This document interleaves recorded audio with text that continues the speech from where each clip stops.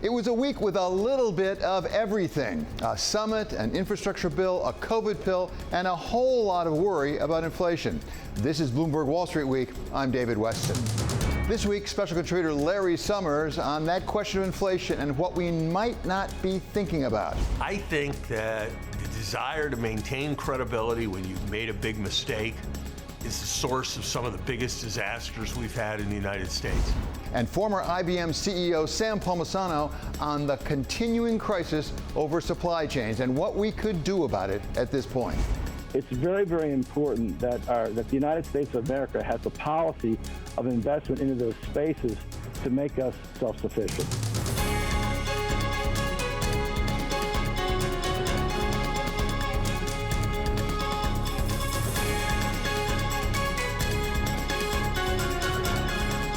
As government and business leaders gathered for the Bloomberg New Economy Forum in Singapore, they had no shortage of things to talk about, from concerns over China. We should be concerned. I don't think it's going to war overnight, but this is a situation where you can have a mishap or a miscalculation and be in a very delicate situation. To concerns that the party may end even if they haven't taken that punch bowl away. When I step back and I think about my 40-year career, there have been periods of time when greed has far outpaced fear.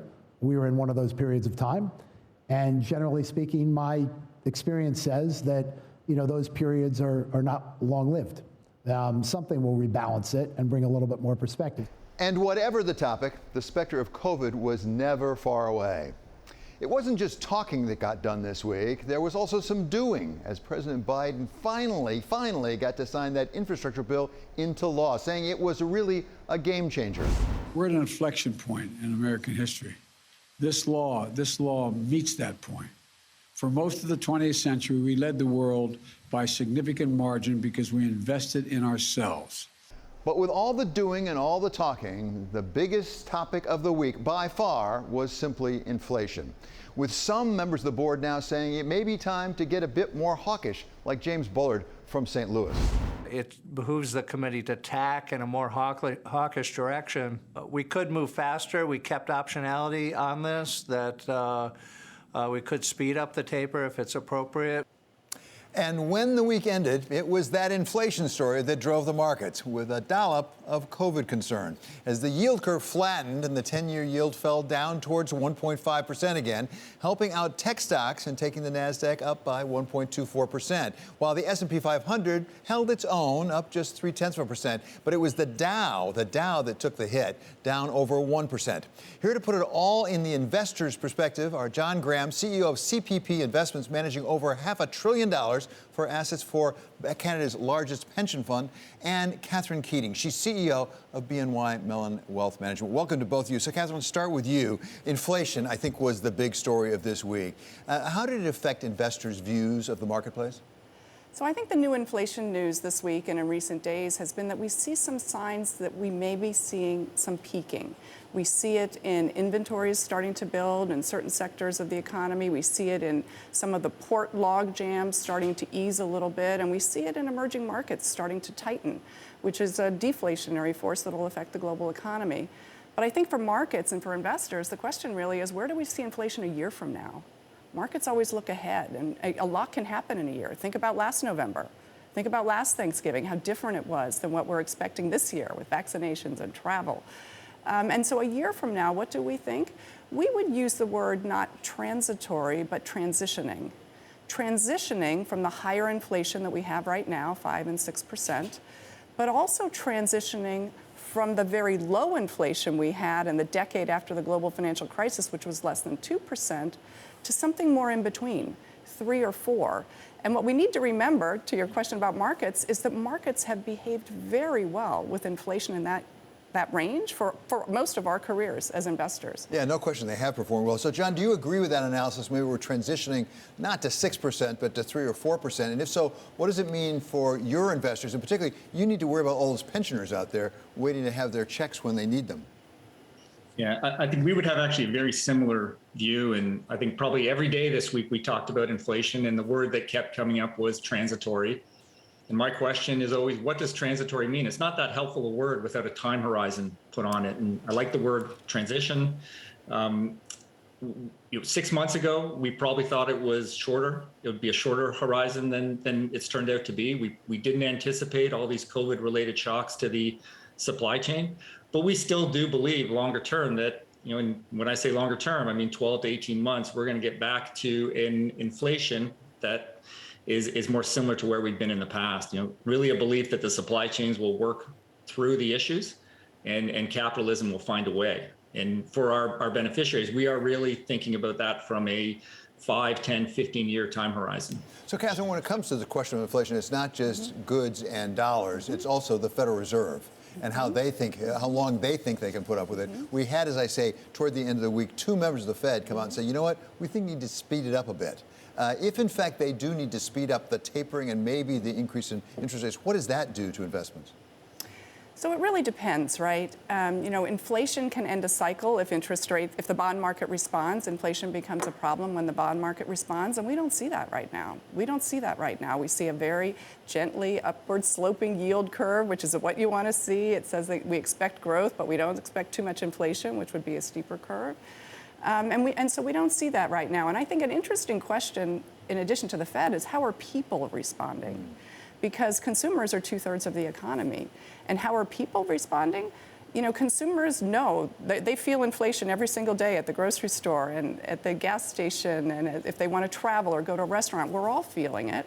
But what are we doing? We're buying anyway. It's not stopping the consumer. And I think we have cranky consumers, right? We're all cranky about it, and that's probably a political issue, but it hasn't really become an economic issue. And consumers still have $2 trillion in bank savings from the stimulus. So it's not really changing consumer behavior, it's changing the consumer's mood. So, John, this is a really important point, I think. It's not just a question of how much things cost, but are we growing overall? And as Catherine points out, we also had retail sales numbers this week, which were pretty darn encouraging, I must say. Is that an important indicator for you of the growth pattern for the economy and therefore potentially the growth of investment? I would say we're still reasonably constructive on the economy. And maybe building on the point, longer term, we continue to see probably some headwinds to inflation, with demographics, with globalization being forces that will actually keep inflation in check over the longer term. We continue to see, continue to be constructive on the economy, but we're also a global investor. And I think one of the things that's interesting is to see the divergence in the global economy and the divergence in the global economy based on how different economies have approached COVID. And we're seeing it right now in Asia and Europe and in North America. So, John, just to follow up on that, if I may, is there a better opportunity right now, particularly when you talk about valuations, overseas than there is in the United States? And I don't necessarily mean Europe. I may well mean Asia, maybe China, but Asia in general. Is the valuation more attractive there? Because let's be honest, the equity markets in the United States are pretty fully valued, are they not? Probably some segments of the equity markets are pretty fully valued. The way we would think about it is we're a global investor.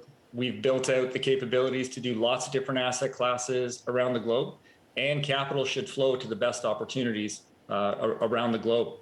We're seeing a divergence, how countries went into COVID, how they're coming out of COVID, and certain asset classes are certainly presenting opportunities around the globe. We see opportunities in Latin America, we see opportunities in Asia, in India, but also see lots of opportunities in the US. So, Catherine, back to you, the same question, sort of, where do you see full valuations and where do you see opportunities? Yeah, so I'll go back to people, right? And how are people responding to what they're seeing in inflation and in the markets? And, what you see people doing, they might be cranky consumers, but they're actually very contented investors, right? Because we've seen, the S&P 500, the NASDAQ, the Russell 2000, the small cap index all hit highs during the month of November. The NASDAQ hit another one today. And so we might be cranky about what we're finding in the grocery store and with our grocery receipts, but we're very happy when we open our 401k statements and our statements from our financial advisors. And in fact, what you see is that the individual investor is really all in this equity rally. We have seen what looks to be probably a record year in equity fund flows, a lot of which is driven by the retail investor. John, I want to talk about one thing that happened this week, as I mentioned, which is the signing of that infrastructure bill.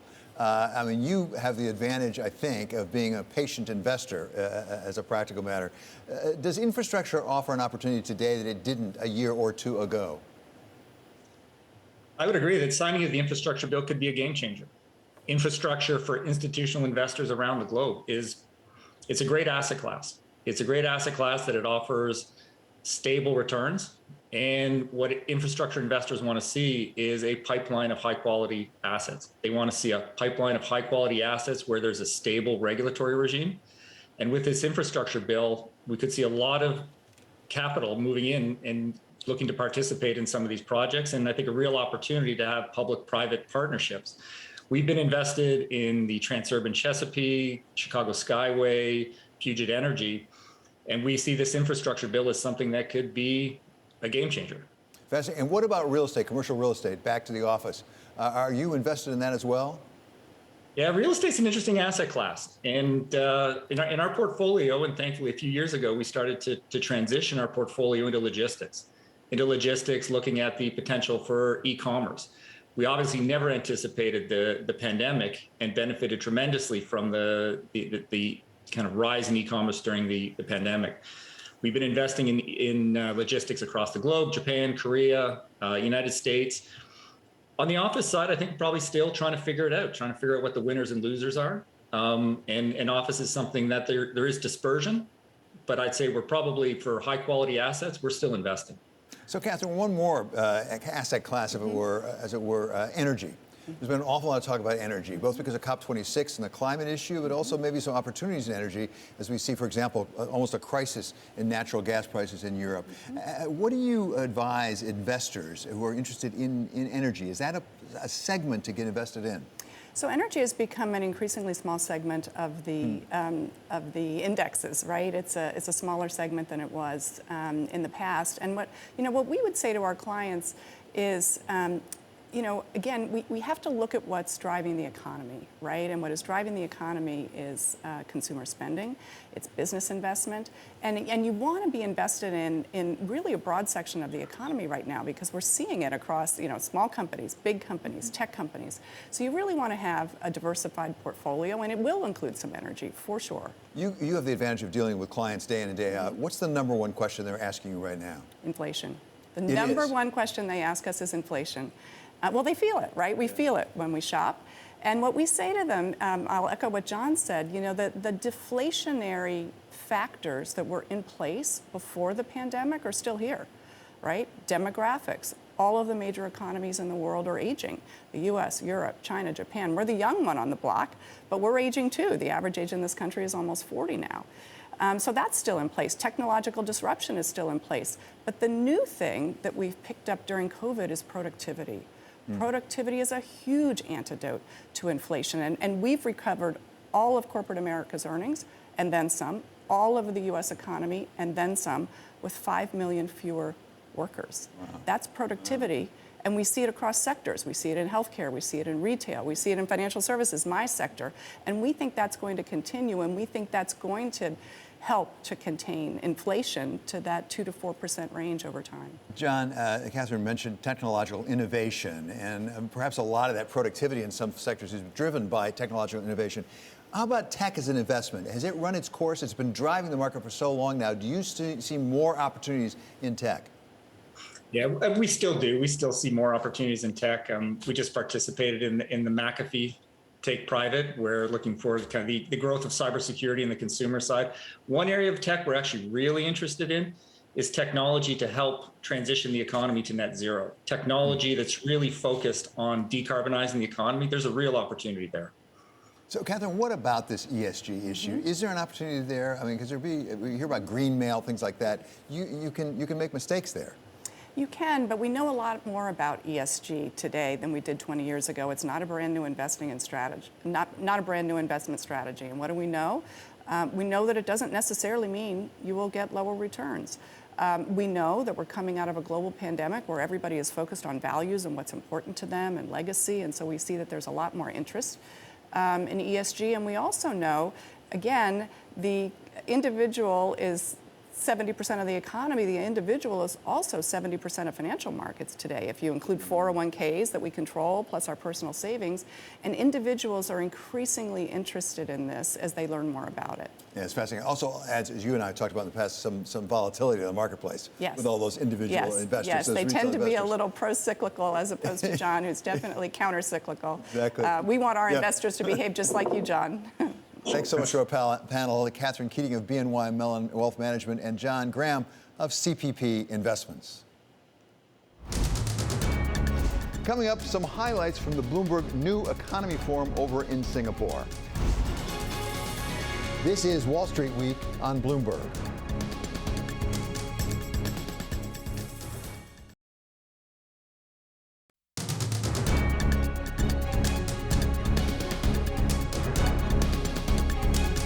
This is Wall Street Week. I'm David Westin. This week, Bloomberg sponsored its 4th annual New Economy Forum in Singapore. And here are just some of the many high-profile guests we heard from. China cannot develop in isolation of the world, and nor can the world develop without China. China needs to play by the rules. They need to respect our IP. They need to live up to their commitments. You know, right now, for example, in the so-called Phase 1 deal, where the Chinese committed to purchase a certain amount of, aircraft and agricultural products, they're not doing that. They're not living up to their commitments. We should be concerned. I don't think it's going to war overnight, but this is a situation where you can have a mishap or a miscalculation and be in a very delicate situation. I assume that Chinese leaders will work towards the maximum capability of their country. Our task as Americans and non-Chinese is to understand what we need to do to make sure that there is at least equivalence and in no case subordination. I think the Americans are actually coming to the right type of policy posture towards China. None of that means that there's not going to still be some pretty fierce action on both sides, and there are all sorts of risks and dangers with this relationship. But it remains the key to 21st century stability. Everyone says, well, what should President Biden do more of to improve the U.S.-China relationship? That question should also be posed to President Xi Jinping. What should China do more of to improve that U.S.-China relationship? The real risk is either an accident or a miscalculation. And the more there's engagement, there's talk, there's discussion, and there's hopefully a meeting of minds, I think that lowers the risk considerably. I think they need to both take a little more time to better understand each other. There's some disconnects right now. I think Biden is trying to engage more, but there's still some disconnects. Wholesale financial decoupling is impossible, and partial decoupling is likely to make the United States, China, and the world more susceptible to financial crises. It is crucial that we have mechanisms for the world's first and second largest economies to coordinate, because the only way to put out the next big fire will be with global coordination. The Chinese economy has been big as a manufacturer of the world for many decades. It's also huge as a consumption market for the future. And I don't think the world can decouple from one of the biggest manufacturing nations of the world and what will be one of the biggest consumption markets in the world. So I really hope it doesn't decouple. Will there be differences? Differences in views on technology, differences in views on politics, yes. But I think it's important that there is a level of connectivity between the world and Asia and between the U.S. and China. What's important is the U.S. re-engages with the region, shows leadership, we are a Pacific power, and finds ways that work politically at home, but also from an economic perspective to integrate with the region and to help build on, for example, the digital economy dynamics that are so critical. Today we don't provide most of our signed-in services in China, and I don't see that changing. But there are ways, as I said, in areas like AI or sustainability, I think there'll be opportunities for us to work together through cloud, we will support multinational companies which have presence everywhere. And so maybe there are opportunities to work that way as well. One of the issues that is really underpinning some of the dynamics between legislation preventing Chinese companies from remaining listed in the U.S. is about the PCAOB oversight. And so making sure that they're subject to the same investor protections that all other companies in the U.S. are. And that's the dynamic that we're working through and that our regulators and governments are looking at. I think most of the regulation that we see around our space is well telegraphed. So the government wants insurers out of the bank space, out of the shadow banking. They want them investing in long term, right? And they want them well run, well capitalized. That aligns with our view of risk. I wouldn't say there's direct pressure on us to change our long-term plans to grow our business in China. Is it possible at some point in time something goes on geopolitically between the U.S. and China, and because we're a U.S. company, there's either pressure or directive for us to do certain things differently? Sure, there's a possibility.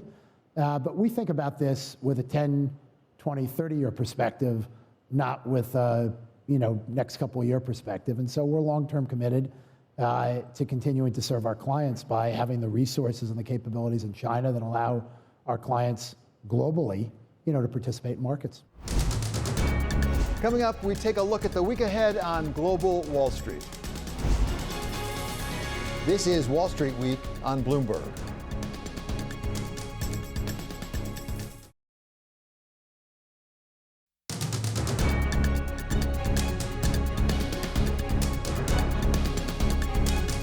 This is Wall Street Week. I'm David Westin. Let's take a look at what's coming up next week on Global Wall Street, starting with Annabelle Drewlers in Hong Kong. Thanks, David. Well, this week in Asia, we'll focus on the central bank hawks. Korea may lead the region and kick off a tightening cycle. Meanwhile, New Zealand could bump rates 0.5 percentage point higher, though that's seen as more of an outside chance by Bloomberg Economics. Over in China, there are some key earnings due, including from EV maker XPeng. Xiaomi, now this is the world's second biggest smartphone maker, they'll report as well. And finally, we'll track efforts from the US to bolster key alliances in Asia. Trade Rep Catherine Tai meets her counterparts in India on Monday and Tuesday. To Laura Wright in London now. Thanks, Annabelle. Well, here in Europe, we're on standby for news of Germany's new coalition and also who the incoming Bundesbank president will be. On Tuesday, PMI data will be released for the UK, Germany, France, and the wider Eurozone. On Wednesday, the IFO index serves as a barometer for economic expectations. Thursday, it's the turn of Sweden's Riksbank for a rate decision, and the end of the week, Friday. Yes, it's Black Friday, but the focus this year is on supply chain disruptions and whether retailers will pass on the higher cost of raw materials to consumers. Romain. Thanks, Laura. Financial markets in the U.S. face a shortened week because of the Thanksgiving Day holiday on Thursday and a truncated trading session the day after, which is typically the second lowest volume session of the year, second only to Christmas Eve. However, the inflow of news does continue. Look for economic data out on consumer incomes, wholesale inventories, new home sales, and durable goods, as well as the latest revisions on the third quarter GDP numbers and the release of minutes from the FOMC's November 3rd meeting. Earnings season also continues with reports scheduled from chipmaker Analog Devices, software company Autodesk, tractor maker Deere, and retailers Best Buy, Gap, and Dollar Tree. In fact, retail spending overall will be in focus, as is traditional during Thanksgiving week, with Black Friday marking the official start of the holiday shopping season. This year's Black Friday, though, arrives with supply chains still choked, promotional discounts scarce, and inflation eating away at the disposable incomes of many families. David? Thanks to Annabelle, Laura, and Romain. Coming up, the chip shortage continues, and the question is what to do about it and how to make sure it doesn't happen again. We asked the former CEO of IBM, Sam Palmisano. This is Wall Street Week on Bloomberg. However you get your news. This is Bloomberg Daybreak with Lee. On Bloomberg Radio. Welcome to Daybreak Australia. This is Bloomberg Technology. This is Bloomberg Green. On TV, radio, and the web, this is Bloomberg.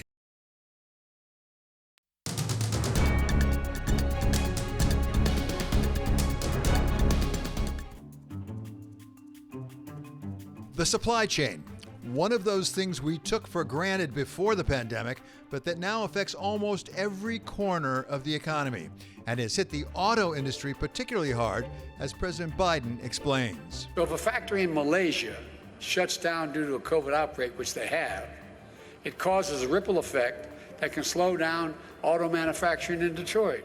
Minneapolis Fed President Neil Kashkari says things are getting better.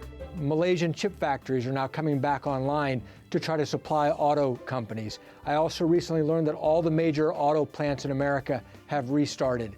I'm not suggesting that we're out of the woods yet, at all, but many of these sectors are working themselves out. But despite the improvements, GM's Mary Barra says she's looking for a more permanent fix. We'll be in a much better shape in the second half of 2022. And we're also taking steps over the medium term to make sure we're never seeing this kind of constraint. An important part of that longer-term solution, according to Michigan Congresswoman Haley Stevens, will be legislation pending in Congress to support more chip manufacturing in the United States. We have got to pass the CHIPS Act. This is what I am working on every single day as a member of Congress and certainly as a member of Congress coming from Michigan. Our automotive companies need that certainty. And yes, our American people need relief from the everyday costs that are impacting them. And when it comes to supply chains, particularly tech and especially chips, no one knows it better than Sam Palmisano. He's the former CEO of IBM, and he's now the chairman and CEO of Global Enterprise, which deals with cybersecurity issues right across the country. Sam, thank you so much for being back with us on Wall Street Week. Let's break this down, as you suggest we break it down, into right now the problem with supply chains, specifically with chips, and then what happens over the next 6 months or so, and then strategic. What about right now? How bad is the situation? Is it getting better? Where are we?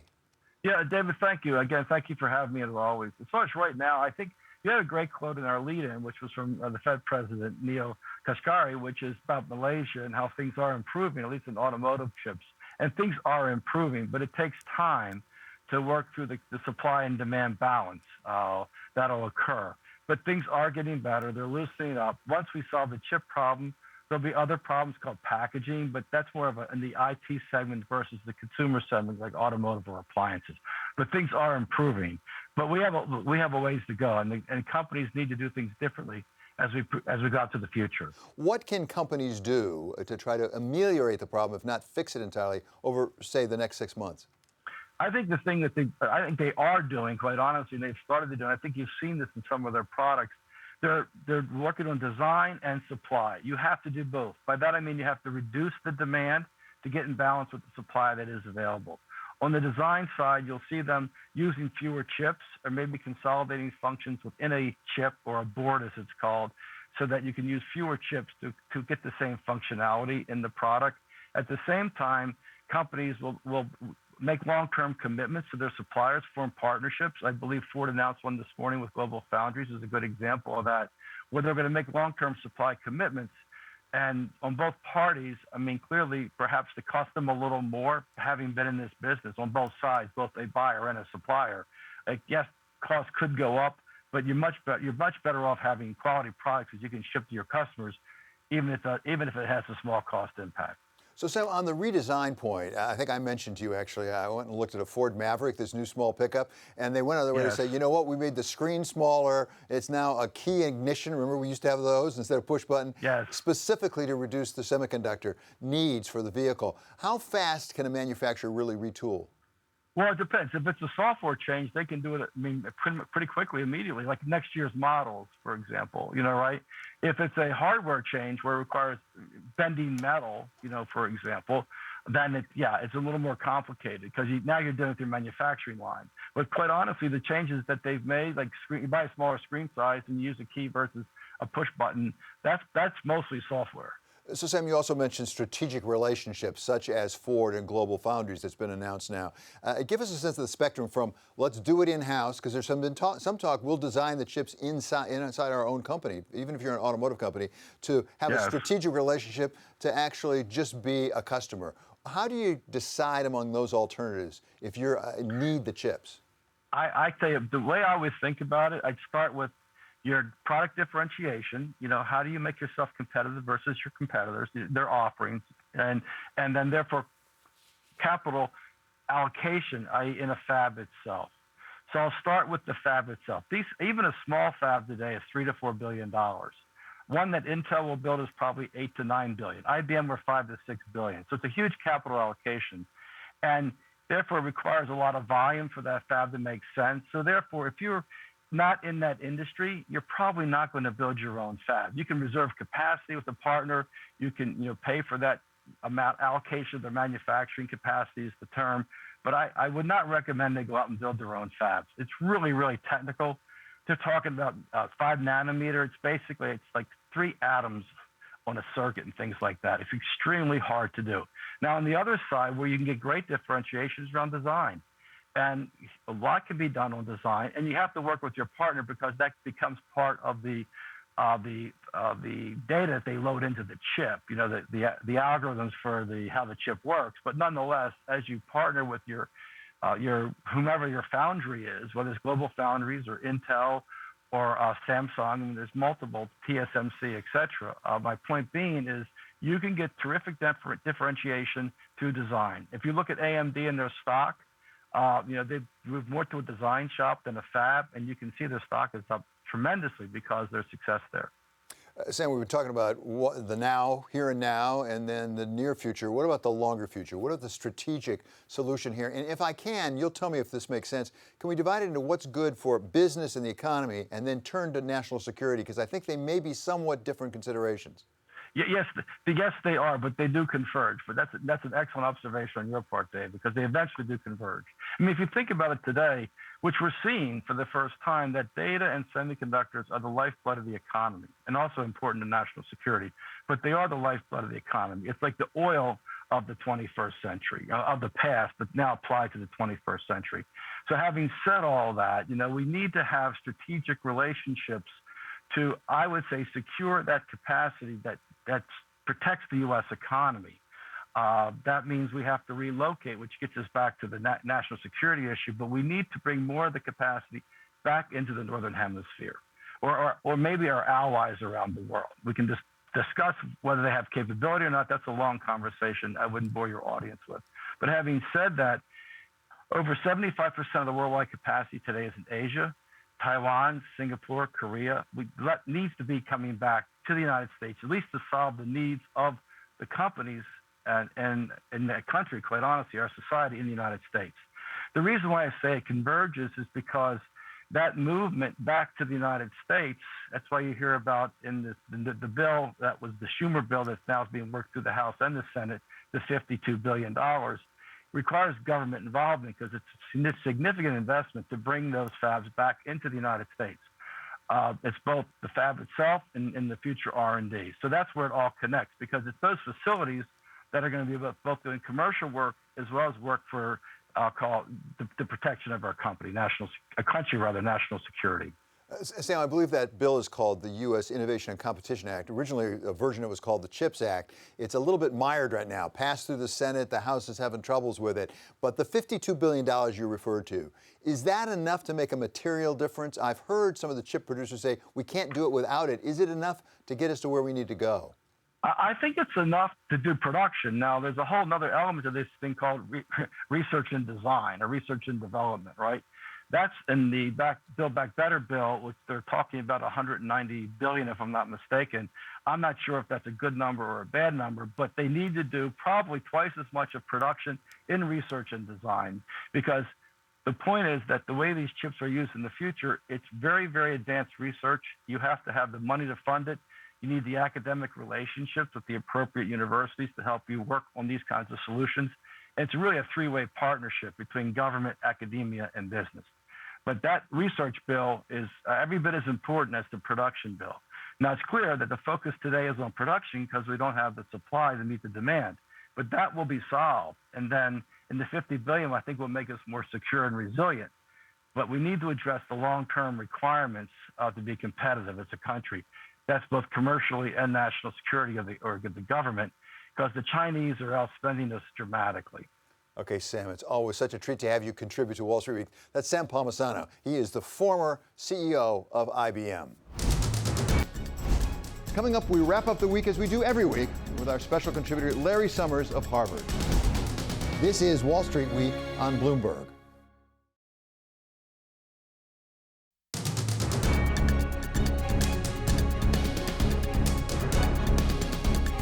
This is Wall Street Week. I'm David Westin. We end our week every week with our very special contributor for Wall Street Week. He is Larry Summers of Harvard. Welcome back, Larry.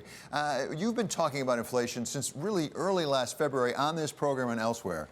And early on in that process, you said as you looked forward to the Biden economic agenda as they were putting it forward, you saw three possibilities. Roughly one-third possibility of runaway inflation, one-third of a recession because the Fed had to react to that inflation, overreact to it, and one-third things would be fine. We actually went to Twitter and asked this week what they thought at this point, and basically what we had is 50% of the people saying they think runaway inflation, 50%, and then the rest were divided roughly evenly between a recession and not much at all. I want to know from you, given we have a lot more data now, where are you on the probabilities? Unfortunately, I think the probability it's all going to work out well has come way down to perhaps 10 or 15%. I think the probability that, I don't know about runaway inflation, but the probability that we're going to have inflation for a while that's well above the 2% target, I think is about 50 or 55%. And I think the probability that we're going to try to control inflation and it's not going to work out and the economy is going to turn down more than we want, 30 or 35%. So I think the odds have gotten a bit more tilted to the bad outcomes and a bit more tilted to inflation than I thought. I say that because the inflation rates are up. I say that because markets have become more vulnerable. And I say that because the Fed's further behind the curve than I thought it was 10 months ago. So let's talk about the Fed being behind the curve, because there was a piece on the Bloomberg this week that said, wait a second, we should track Volcker, but not so much in raising rates to really get inflation under control as reestablishing what was called credibility. That one of the things that Paul Volcker did was really reestablish the ability of the Fed to withstand political pressure, and therefore maybe it should stay the course, particularly with the new framework that Chair Powell put forward. What do you say to that if the Fed really did pivot significantly right now, it would lose credibility? I think that the desire to maintain credibility when you've made a big mistake is the source of some of the biggest disasters we've had in the United States. That's what caused 55,000 soldiers to die in Vietnam. That's what kept us in a 20-year war in Afghanistan. What's most important is that policy have credibility as competent and able to respond to changing events. And that's what we need now. When the Fed put forward that framework, it had no contemplation that there would be COVID. It had no contemplation that we'd have record labor shortages. It had no contemplation that we'd have annual inflation rates on the CPI running above 6%. And so it has to adjust in the face of that. There's another lesson to learn, which is none of us know the future. And so confident statements about what's going to happen by public officials and confident statements about intention to act and what they're going to do rather than about objectives often turn out to be embarrassing. So picking up on that uncertainty, as you say very wisely, we can't really tell the future. Part of what got us here was COVID and the pandemic and the uncertainty of that. That seems perhaps to be coming back in. We certainly see it in Europe right now with a lockdown being announced by Austria and certainly cases flattening out or even rising in parts of the United States. The Fed was concerned originally about deflation, in part because of the pandemic. What about the argument that we hear from the Fed, frankly, that we cannot tighten up too quickly because we may go back into deflation? So I think, first of all, monetary policy is about balancing risks. The risk that we will go into some kind of chronic deflation in the next year or two, coming off 6% inflation with housing prices and the labor market on fire, is much smaller than the risk that we will need to crack down hard and the economy will skid into recession. Second, if we were to go back into deflation, we sure want the Fed to have some room to cut rates. And as long as they stay at zero, they're not going to have room to cut rates.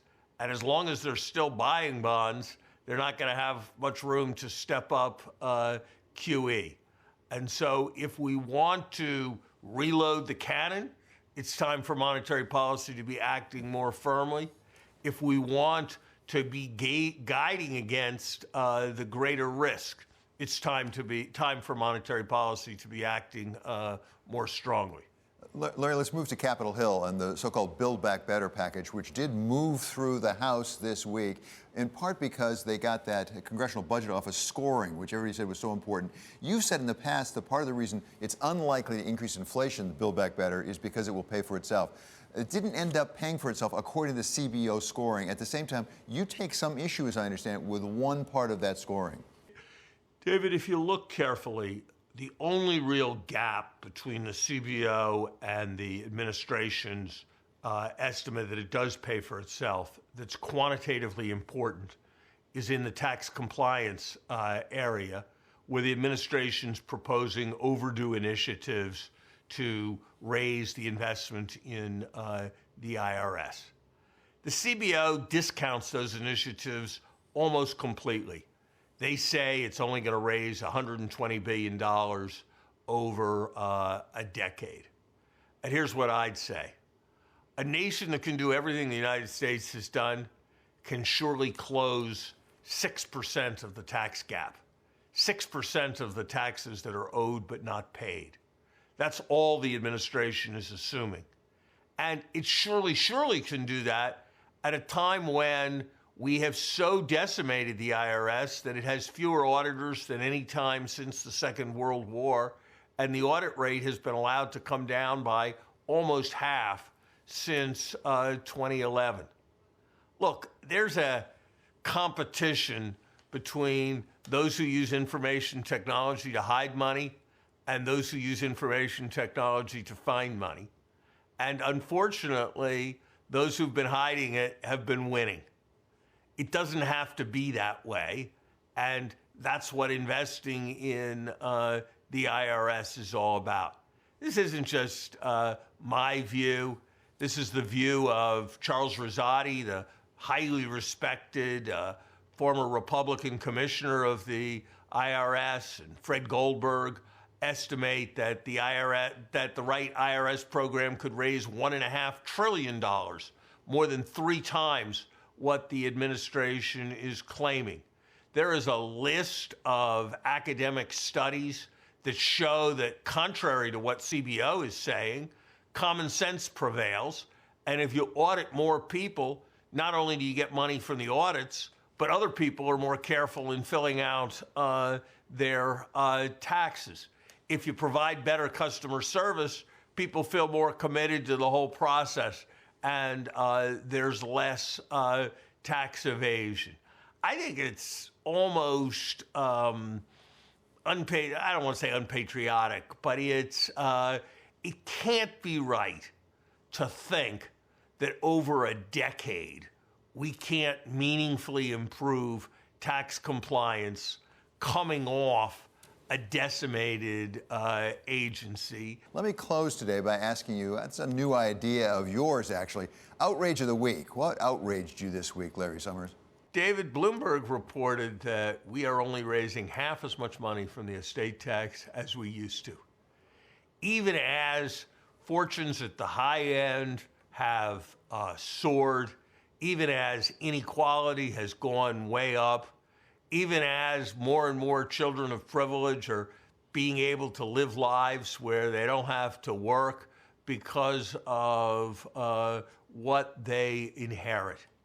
I don't understand why progressives feel a need to move to exotic new schemes like wealth taxes when there's a lot of money to be raised and a lot of justice to be served by simply reforming the estate tax to make it work.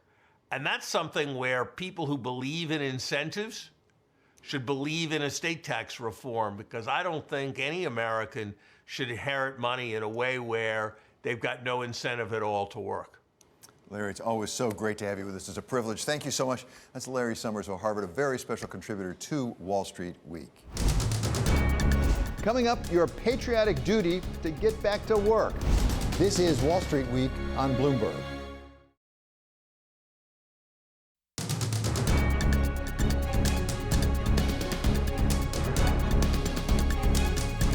Finally, one more thought.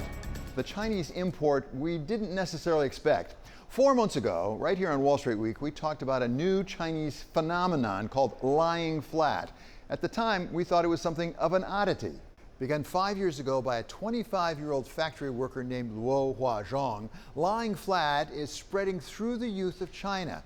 Tired of the long hours, they've decided to take it easy, giving up their jobs, living modest lives off of their savings, and yes, sometimes off of their parents.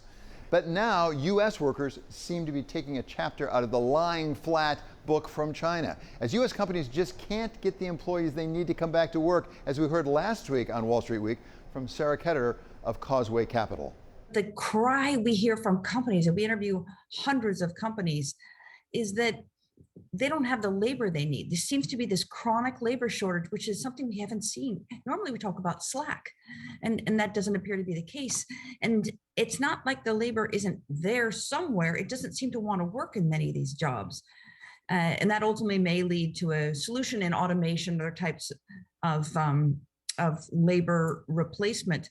But in the interim, that means that the wage has to rise in order to attract the labor that's needed. People speculate about the reasons. Liz Schuler of the AFL-CIO says the jobs just don't pay enough. There is a shortage of good, high-paid jobs in this economy, and working people are reevaluating. Coming out of this pandemic, do I want to sacrifice my health for a low-wage, dead-end job?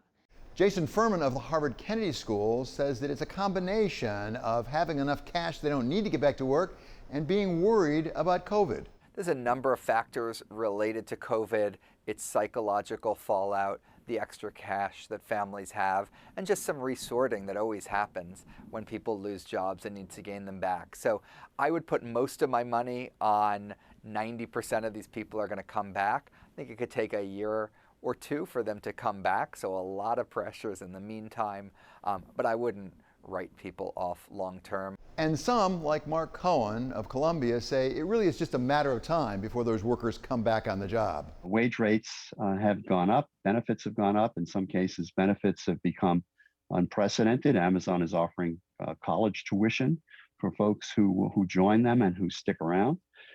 So we're going to have to wait this out. The one thing we can probably count on is that the labor shortages, the labor disruption will slowly abate because, in fact, most folks have to go back to work. But whatever the underlying reasons, our leaders around the world are using their bully pulpits to try to get us all to come back to work. Whether it's the Chinese Communist Party talking about lying flat and calling it unjust and shameful, or former U.S. Labor Secretary Elaine Chao saying we owe it to our country and to our economy. As the economy continues to recover, we're going to need these workers to do their patriotic duty to come back and help the economy to come back. So maybe we need to take a page or a poster out of U.S. history and make it really simple. This time, Uncle Sam not only wants you, Uncle Sam needs you. That does it for this episode of Wall Street Week. I'm David Westin. This is Bloomberg. See you next week.